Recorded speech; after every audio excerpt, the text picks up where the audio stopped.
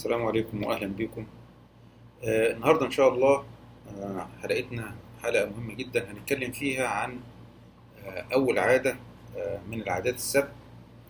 آه، العادة دي اسمها بي برو أكتف. يعني ليها معنى واسع وأكبر بكتير من مجرد إنك أنت تبادر يعني أو تكون مبادر. قبل ما أتكلم ما نخش في تعريف يعني إيه بي برو أكتف، هنتكلم على بعض المفاهيم. آه، عايزين نتكلم عن حاجة اسمها السوشيال ميرور أو المرآة أو المراية الاجتماعية. عارفين احنا المثل اللي يقول لك اللي يمشي ورا كلام الناس لا بيروح ولا بيجي. يعني عارف انت لو شفت نفسك في عيون الناس، آه، هتشوف نفسك زي ما موجود على الشاشة كده. هتلاقي نفسك مناخيرك شوية عاملة كده ووشك تخين شوية كده وجسمك من هنا، يعني صور مختلفة كبيرة ومشوهة يعني. آه، هتلاقي اللي بيقول لك يا أخي أنت عمرك ما جيت في ميعادك، عمرك ما التزمت بمواعيد، يا أخي أنت عمرك ما بترتب حاجتك في مكانها، المفروض تكون فنان. أو إنك بتاكل يا أخي بطريقة غريبة أوي، ده أنت بتاكل زي الحصان. أو أنا مش مصدق إزاي أنت كسبت. أو يا أخي دي سهلة أوي، أنت إزاي مش فاهمها، أنا مش عارف. كل الحاجات دي والحاجات دي ما بتعكسش يا جماعة الواقع. والمرآة اللي بتعكس دي مش مرآة مستوية بتعكس لك الحقيقة، لا ده هي مرآة الأبعاد بتاعتها فيها مشاكل. الأبعاد بتاعتها مش حقيقية، فتلاقيها والدايمنشن بتاعتها دي مش مظبوطة، فتلاقي بتديك صورة مغايرة مش صورة الواقع. أحيانا الصورة دي أو الانعكاس ده بيبقى آه، إسقاط من اللي بيديك الرأي دون. ودي بتدل على يعني بعض اهتماماته مخاوفه، احيانا نقط ضعفه هو يعني، فبتنعكس على الفيدباك بتاعه اللي بيدوله. ولو احنا سيبنا يعني رأي الناس هو اللي يسيطر علينا آه، ويحد من تصرفاتنا، ده بيخلق لنا خرايط مختلفة ومشوشة ومغلوطة. في ثلاث أنواع من الخرايط اللي هي المغلوطة دي معروفة. أول واحدة اللي هي جينية، وده بيقول لك إن اللي بيتسبب فيها أجدادك، إن في الجينات بتاعتهم في حاجة بتوصل لك بالوراثة. الحاجة التانية نفسية، ودي إن الأهل يعني الوالدين أثناء تربيتهم في مرحلة الطفولة ومرحلة لغاية ما تنضج وتعتمد على نفسك، في المرحلة دي إن هم يعني تصرفاتهم معاك بتأثر يعني فيك. في بعض مثلا ما تعمل حاجة غلط وتلاقي فيه عقوبات وانهم يقصوا عليك يعني بشكل ما. آه، او ان هم لو انت تأثر في اختبارات، تأثر في امتحانات وبتاع، فتلاقي ايه، هو انت اقل من فلان او انت اقل من علان، المقارنة دي يعني. الحاجة الثالثة اللي هي البيئية او الخاصة بالبيئة او المحيطة بيك. ودي بيقول لك اللي بيسببها المدير بتاعك، زوجتك، اي حاجه محيطه بيك او اي حد محيط بيك بيتسبب في ان هو يحد من قدراتك. طيب هل الخرائط دي صحيحه وبتعكس الواقع؟ وهل المرايا دي بتعكس شخصيه الواحد الحقيقي، يعني الشخص الحقيقي دي بتعكس الشخصيه الحقيقيه؟ طبعا لا. الواقع بيقول لا. يعني انت لو شفت ناس، هتشوف ناس كتير حواليك، ناس كانت آه، اهاليها ما هماش مثلا يعني اطباء نفسيين وناس يعني علماء، ناس بسيطة، ناس فلاح بسيط أو عامل بسيط، وتلاقي ابنه ما شاء الله هو اللي طلع بقى عالم في علم النفس، ولا يعني بتبقى ناس مرموقة وناس موزونة وناس حكيمة جدا، رغم إن كانت بتتعامل أبهاتها ممكن يبقى كان بيعاملوا زي ما كل الناس بتتعامل، او معظم الناس بتتعامل بالطريقه، هي طريقه مش صح، بس الطريقه دي ما تحدناش، ما تخليش، ما تحدش من كفاءتك وترمي انت عليها، سواء ده انا ده اصل هي حاجات في الوراثه، اصل هي جينيه، انا مش هعمل فيها ايه، او ان اصل ده هي اثناء تربيتي اهلي كانوا بيعاملوني وحش، فانا اخاف اغلط عشان خاطر لو غلطت بحس بالذنب قوي، لان انا عندي جوه في الاعماق في مشاكل من ايام الطفوله. لازم تتخلص من الكلام ده حتى لو كان ده حقيقه او حصل، فده لازم تتخلص منه، ولازم تتخلص من كل، يعني انك انت تحس انك انت اللي متحكم في الظروف اللي حواليك وفي حياتك، وتقدر تختار، مش الخرائط المغلوطه دي هي اللي بتتحكم فيك وبتحد من فعاليتك. احنا طبعا مش بننكر ان في ظروف صعبه بتمر بالبني ادم طول ما هو عايش، وهتمر بينا. هي القضيه كلها في طريقه الاستجابه للمؤثرات دي، او للظروف الصعبه اللي بتمر بيها. بتلاقي في ظروف صعبه بتمر باشخاص اكتر من واحد، بس تلاقي ردود الفعل ازاي اتعاملت مع المشكله دي بتختلف من واحد للتاني. قال لك ما بين المؤثر ده وما بين استجابتك للمؤثر في مساحة، المساحة دي فيها حريتك للاختيار، يبقى انت حضرتك قادر على الاختيار، في ايدك حاجة تعملها، مش مفيش في ايدي حاجة. فناس تلاقيها تستسلم خالص، وناس تلاقيها لا، رد فعلها مختلف، بتقاوم الظروف دي وتقدر تغير ظروفها وتقدر تتحكم هي في الظروف. طيب تعالوا نعرف ايه هي تعريف البرو اكتيفيتي، اللي هي تعتبر اول عادة من العادات السبع، وان هي تعتبر العادة الاساسية اللي بيتبني عليها بعد كده العادات السبع. فمهم جدا انك انت تتعلم العادة دي وتمارسها قبل ما نبتدي ننتقل لعادة اخرى. الكلام اللي احنا هنقوله محتاج حضرتك تطلع من نفسك كده. بتشوفوا انتوا في الافلام كده بيجي حد نايم وبعدين يطلع كده من نفسه ويقعد يشوف، عايز نفس العملية. تتخيل انت حضرتك تطلع من نفسك وتزنقها كده في الركن، وتحاول تعرف نفسك، تعرف مشاكلك في الكلام اللي احنا هنقوله دون. فما تاخدش الكلام على صدرك ولا ده انا ما فيش زيي، ده انا الكلام ده لا، الكلام ده كلنا فينا مشاكل، فمحتاجين نعرف نقاط ضعفنا ونبتدي نحسن ونتغير. لو ما عرفناش المشكلة فين او نقطة الضعف فين مش هنتغير. يعني لو انا شايف نفسي 100 وما فيش مشاكل عندي فمش هيحصل التغيير. البرو اكتيفيتي دي مش معناها ان انا بس ان انا اكون مبادر، يعني زي ما اي حد بيعتقد يعني بي برو اكتيف يعني يكون مبادر، يعني خد انت المبادرة يعني. لا، هي البرو اكتيف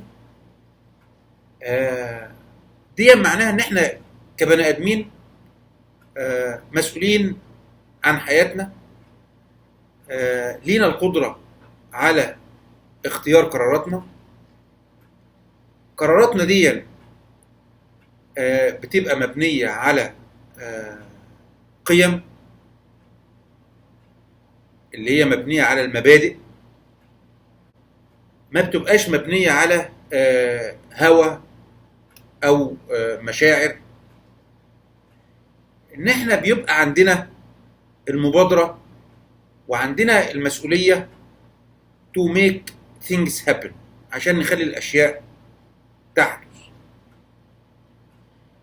لو شفنا كلمة المسؤولية او responsibility ليها responsibility، يعني القدرة على اختيار طريقة استجابتك.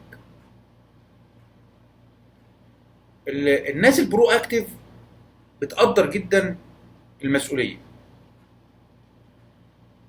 ما بيلوموش اللي حواليهم ولا الظروف اللي حواليهم على الأوضاع اللي هم فيها، أو الظروف اللي هم فيها. هم عارفين ان اللي هم فيه ده ناتج عن قراراتهم وتصرفاتهم واختياراتهم.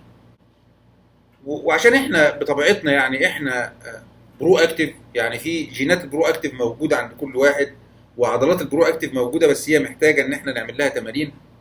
فانت لو لقيت ان ظروفك وحياتك متاثره جدا بالاخرين ومتاثره بالظروف اللي حواليك، فانت كده معناها انك انت بتضخم الظروف اللي حواليك دي وبتضخم ضعف الاخرين وبتخليهم يتحكموا فيك. بتبقى انت في الحاله دي بنسميك ري اكتف. ري اكتف دي مش هترجمها ككلمه بالانجليزي، بس خليها اعرفها ري اكتف. يبقى احنا عندنا برو اكتف، ده اللي احنا عايزين نعمله، وعندنا ري اكتف. الري اكتف دول ناس دايما يعني بيلوموا اللي حواليهم وبيلوموا الظروف على الحاله اللي هم فيها او اللي هم وصلوا لها. دايما حاسس ان هو حد متحكم فيه وحادد من قدراته وحادد من كفاءته، او دايما يعني بيتحكم فيهم الهوى والمشاعر، وبيتحكم فيهم يعني بيعملوا حساب كبير لحب الاخرين ورأيهم فيهم والكلام. دايما بيكبروا ويضخموا الويكنس بتاع الاخرين او ضعف الاخرين ويخلوه هو اللي يتحكم فيهم. طيب يعني انت كده البرو اكتف دول ناس يعني سوبرمان. برو اكتف هم اللي بيتحكموا في الظروف وهم اللي بيختاروا وهم اللي بيعملوا. كلنا بنتعرض لظروف صعبة وبنتعامل مع ناس بايخة، ولكن طريقة اختيارك واستجابتك للظروف دي وللاشخاص دي هي دي اللي بتفرق واحد من التاني. هي دي اللي بتخليك يتقال عليك برو اكتف او يتقال عليك ري اكتف. طبعا الكلام ده صعب وصعب ان احنا نتقبله يعني بسهولة بعد ما بنكون احنا عشنا لفترات طويلة نفسر يعني بؤسنا ومشاكلنا والظروف اللي احنا فيها ومعاناتنا بسبب سلوك شخص ما او ظروف معينة بنمر بيها. وعشان فعلا نفوق ونتغير ويبقى عندنا القدرة على ان احنا نختار قراراتنا وافعالنا، لازم نعترف وبكل امان ان احنا عليه النهاردة ده سبب قراراتي واختياري امس. لازم تعترف بكده عشان تبقى بداية التغيير. take initiative يعني خذ المبادرة. مش معنى انك انت تكون مبادر انك انت تكون راجل يعني انتهازي، انك تكون راجل مكروه وبغيض. لا، انك تاخد المبادرة انك انت حاسس بالمسؤولية to make things happen، انك انت عايز الاشياء الصح تتنفذ تتعمل. هو في اصلا طريقين، يا اما انك تكون فاعل يا اما انك تكون مفعول به. يا اما انك تكون مبادر وتبقى فاعل، او هتبقى مفعول بك لو سبت نفسك للناس هي اللي تتحكم فيك. الناس اللي بتمارس المبادرة دي بتزيد كفاءتها بشكل كبير جدا، يعني مش 20 و50%، بتزيد ب 500%، خاصة لما يكون الراجل ده راجل ذكي وحساس وبيراعي شعور الآخرين. خذ المبادرة وكن مبادر. احنا عايزين نسمع للغة اللي احنا بنتكلمها، لأن اللغة اللي احنا بنتكلمها دي بتعكس احنا شايفين نفسنا ازاي وطريقة تفكيرنا ازاي، وهل شايفين نفسنا ان احنا يعني برو اكتف او ري اكتف. من لغة الكلام بتاعنا بيبان طيب خلونا نسمع اللي هم الري اكتف بيبول دول بيتكلموا ازاي. لغتهم بتحس ان هي على طول دايما بتعفيهم من المسؤوليه، يعني هم مش مسؤولين. زي والله انا كده، انا كده وهي دي طريقتي، واللي عاجبه عاجبه. يعني هو مش متحكم في حاجه، هو يعني ما يقدرش يعني على التغيير يعني. آه والله ده خلاني اتجنن. يعني ده هيجنني. ده معناه ان هو عاطفيا غيره هو اللي بيأثر فيه وبيخليه بقى يعني يتعصب، يتجنن، يتعمل. يعني ده تأثير الآخرين فيه هو. أنا مش هقدر أعمل ده، أنا ما عنديش وقت. ده برضو معناه إن هو في ظرف بيتحكم فيهم. الوقت مش ملكه، فهو مش عارف إيه. آه، أو لو بس مراتي تبقى يعني صبورة شوية. دي بالنسبة اللي هم يعني مراتاتهم بيطرقعوا بسرعة، يعني ما عندهمش صبر يعني. لو بس مراتي صبورة شوية. ده يعني غيرك هو اللي بيحد من كفاءتك، وبيحد من تفكيرك او تصرفاتك. انا مضطر اعملها. مضطر يعني، حد برضو فرض عليك حاجه مخليك. احنا مضطرين نعمل كده. هم مش هيرضوا. مين مش هيرضوا؟ مين اللي مضطرين؟ انت قادر انك انت تختار. طيب نشوف بقى الناس البرو اكتيف لغتهم عامله ازاي. لغه الناس المبادرين تلاقيها يقول لك والله آه، خلينا نشوف الخيارات المتاحة قدامنا. آه، طيب أنا ممكن أختار آه، طريقة تانية ننفذ بيها الموضوع ده، أو أنا بقدر أتحكم في مشاعري، أو أنا أشوف الطريقة المناسبة. أنا أشوف الطريقة المناسبة وأتصرف. فتلاقيهم متحملين المسؤولية، حاسين إن هم بيختاروا وبيقرروا، مش كل حاجة مفروض عليهم.